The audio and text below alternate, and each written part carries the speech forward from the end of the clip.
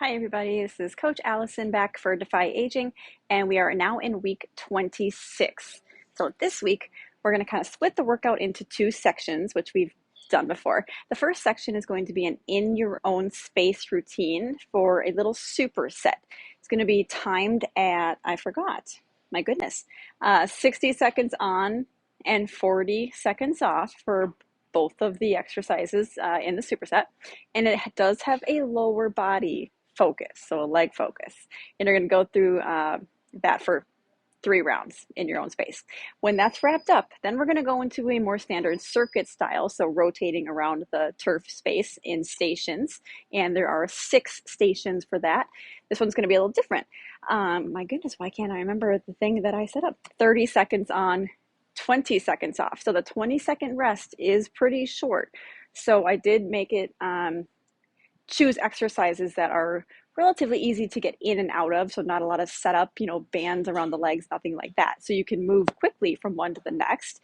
And since it does have a relatively quick rest time, break time of only 20 seconds, we will take a 60-second rest between each round. So short break times during the full rotation, but then between each round, you do get a little recovery time so you can catch your breath, grab a sip of water.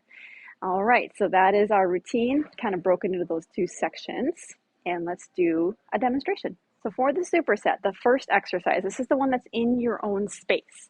No equipment really needed for this first one.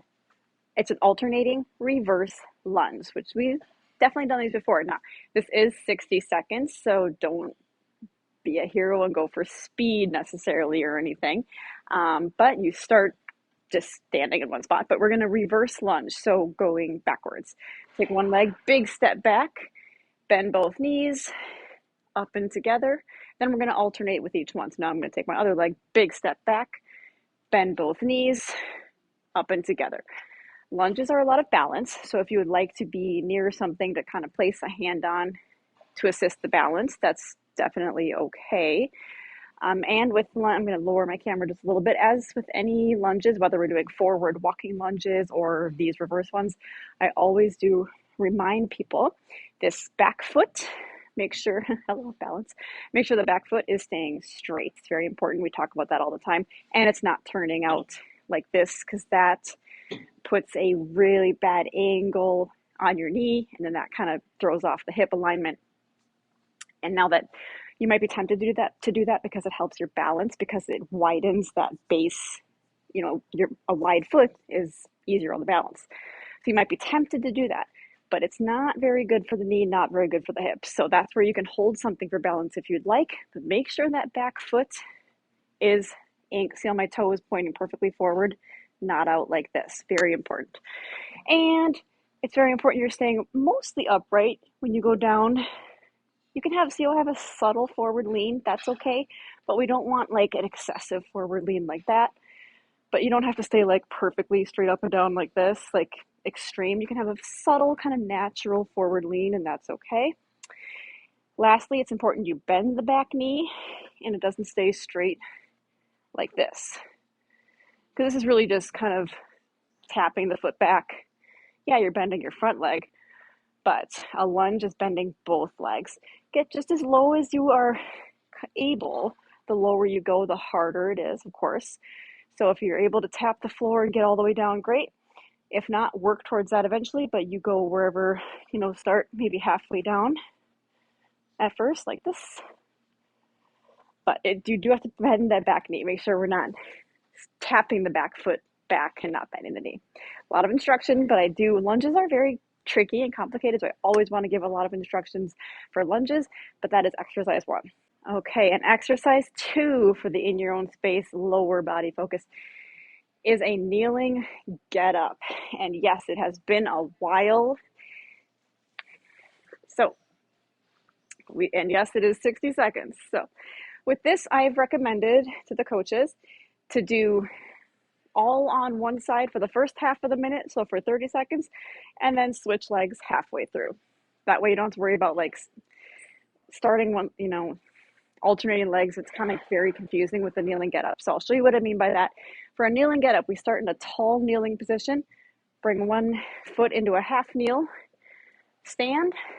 That leg that came up first now goes down first, and we go back into a full kneel. So I'm going to continue with this right side. Right leg up first, right leg down first, right leg up first, right leg down first. And that's what I meant by just continue with that same side. It is okay to do a little assistance like this, a little push off, and a little assistance lowering, totally fine. Unless it's excessive to the point like needing to really like, you know, see how that was sort of like extreme and excessive and sloppy. That's going to have to be kind of your call and your coach's call. If you need a little assistance, like a little oomph, okay. But again, if it's too much, we might want to take you to the modification, which I'm going to show you in a moment. 30 seconds leading with that same leg halfway through. Then you will start leading with, now I'm leading with my left leg up, left leg down. Now, anyone staying off the floor, we're going to turn this to a step up. So again, you'll continue with the same side leading. So I'm going to lead, if I was to start with my left leg, and lead up with my left, down with my left, up left, down left. Same exact idea. And then halfway through, switch legs. So that's the modification or alternative for anyone staying off the knees. And those are our first two exercises for our in your own space routine. Okay, now we move into the circuit on the turf. And station one is a curl press. Bicep curl, shoulder press, and down. Bicep curl, shoulder press, and down. I just want you to notice how I'm doing the press. So this is the top of a normal curl. As you press, you do sort of a rotation so that your palms are facing forward at the top of the press. And then I don't really care how you get the arms back down. Normal bicep curl, rotate those palms forward as you press. So with this one, kind of killing two birds with one stone, getting the biceps and the shoulders, I would suggest picking the weight that is more appropriate for your shoulders, because shoulders are a little bit weaker than biceps. So if you pick something that's, you know, you can do it, that's really heavy for your curls, it might be almost too heavy for your presses. So keep that in mind. Station two is a Superman variation. I just kind of coined it the seal because I feel like it looks like a seal. But anyways, you're on your stomach. Now, Superman, as many of you know, is arms straight out. For this one, we're actually going to put the arms back, and I'm going to let you decide if you like to put palms down or flip the palms up. And I'm going to let you decide that because I know everyone's shoulders are very different. You might have a shoulder injury or issue, so whatever feels better on your shoulders as far as that is concerned. But other than that, everything is the same as a Superman. We're going to work the legs, the torso, and the arms as much as you can. When you're lifting the arms, I want you to squeeze the shoulder blades back together as much as you can, but we are keeping the neck neutral. So I want to show you what not to do with your head and neck. So what you're not doing is lifting, my hair's in my face, lifting and lowering your neck like that. So I'm going to keep instead my head looking straight down.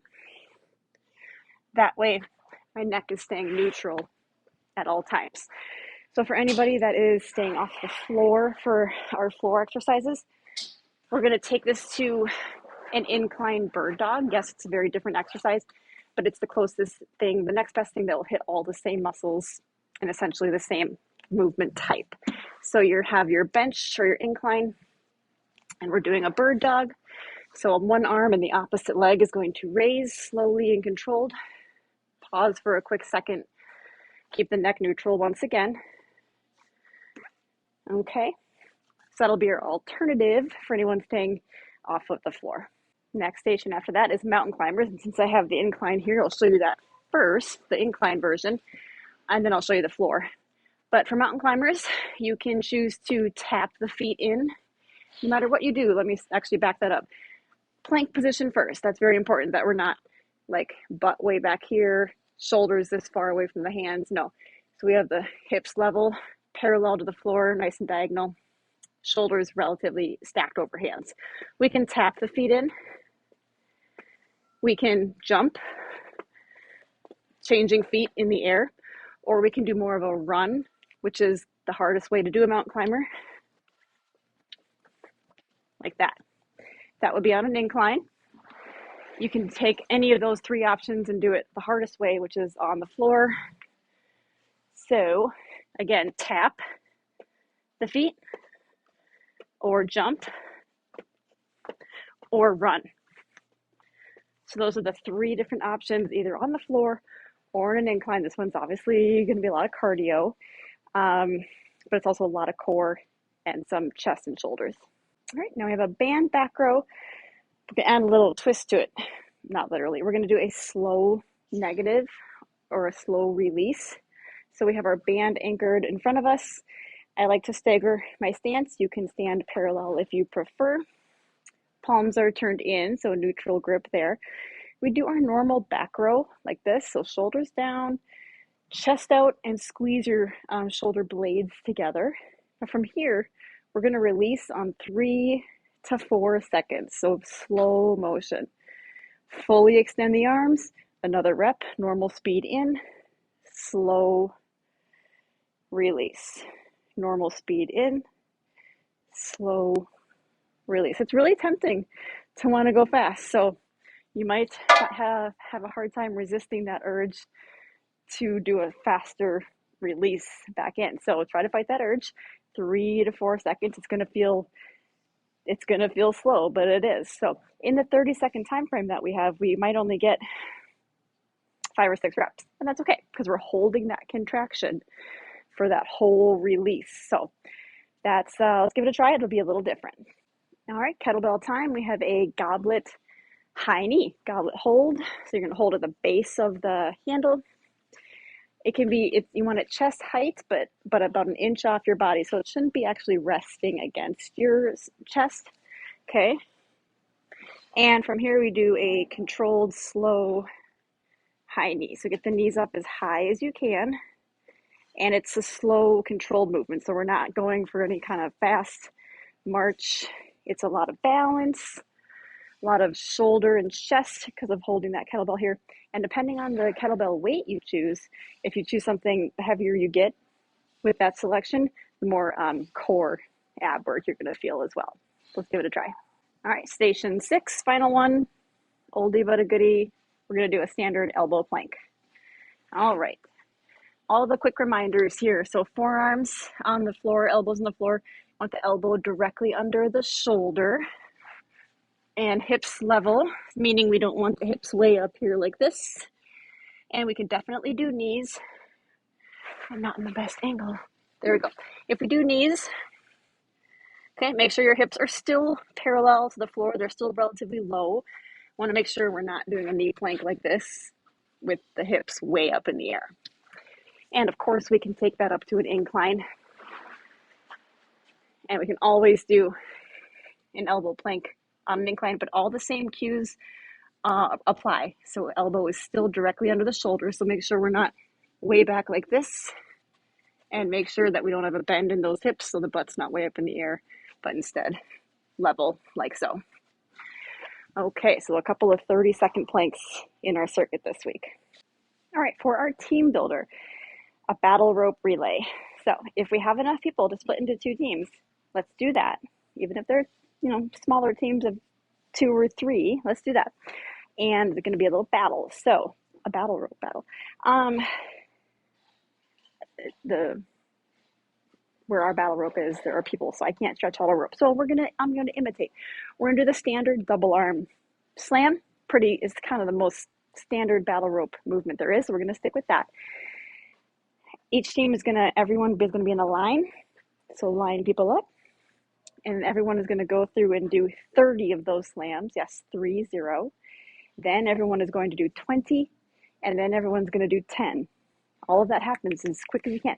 The first team to have everyone complete all of that first is the winner. So you kind of need even an amount of people in each team, though. The same amount of people in each team. So if we have an odd number of participants, your coach will have to jump in and join one of the teams so we can have the same amount of people in each team. But let's see which team finishes all of that first. And it's all in fun, so we're going to cheer everybody on. And yes, it'll be a great cardio finisher and a lot of fun. All right, that wraps up week 26. Okay, I hope everyone likes some of the, well, all of them, but I hope you enjoy this workout. See you back next week for week 27.